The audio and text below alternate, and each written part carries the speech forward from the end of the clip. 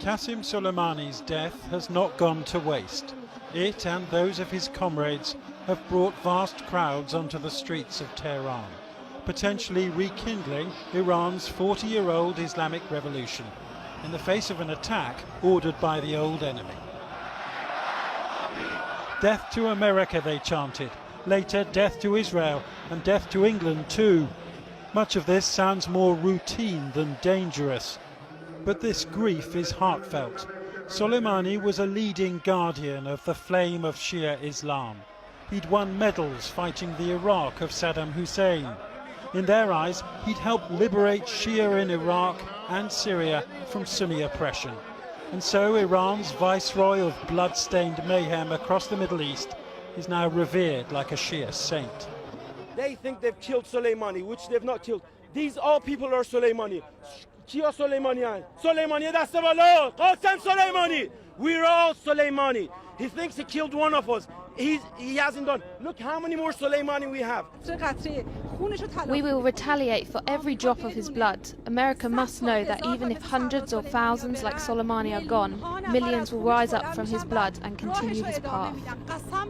Soleimani's boss, Iran's supreme leader, wept openly over his coffin. Ayatollah Khamenei is a mullah mulling his options. His promise of severe revenge could start a war by mistake, a war nobody claims to want. And so could America's president, who has threatened to attack 52 Iranian sites, some of them cultural, if Iran retaliates.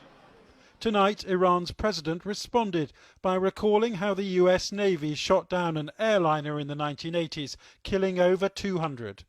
Those who refer to the number 52 should also remember the number 290, Mr. Rouhani tweeted. Never threaten the Iranian nation. The Islamic Republic could wage asymmetric warfare across the world without warning, though for now both sides are launching unguided missiles of rhetoric.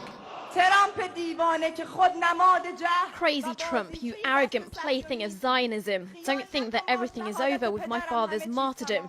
My father had a father who stood by his side, and we too, like our father, will now stand by him. Last night, Iran announced it would no longer observe limits on its centrifuges, which enrich uranium, though inspections will continue.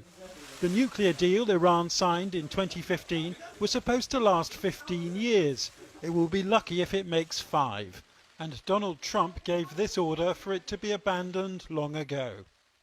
Iran will never have a nuclear weapon, the president tweeted today, in another warning that he will respond with force if necessary. In Iraq, most of the political hierarchy turned up to receive condolences for the killing of Iraqi Shia commanders in the same airstrike which killed the Iranian general. American and British diplomats are now battling to prevent their troops from being expelled, though ironically it was the US and British invasion of 2003 which allowed these very men to eventually take power. In Iran today, General Soleimani's successor made it clear his real legacy is what is now playing out in Iraq, which is getting the Americans out. We promise to continue down Martyr Soleimani's path as firmly as before, with the help of God. And in return for his martyrdom, our aim is to get rid of America from the region in several steps, and we will continue on our path towards global rule by our Imam, Mahdi. Tonight, the general's coffin reached the holy city of Qom. It is both deliberate and spontaneous, Iran's biggest funeral since Ayatollah Khomeini died 30 years ago. And his Islamic revolution against American dominance lives on. Well, Jonathan joins us now from Beirut. Jonathan, have we got any clearer idea of how the Iranians might retaliate?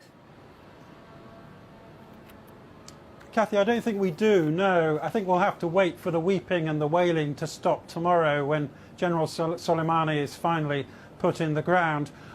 The response of the Iranians and their Shia proxies in Iraq has so far been relatively restrained.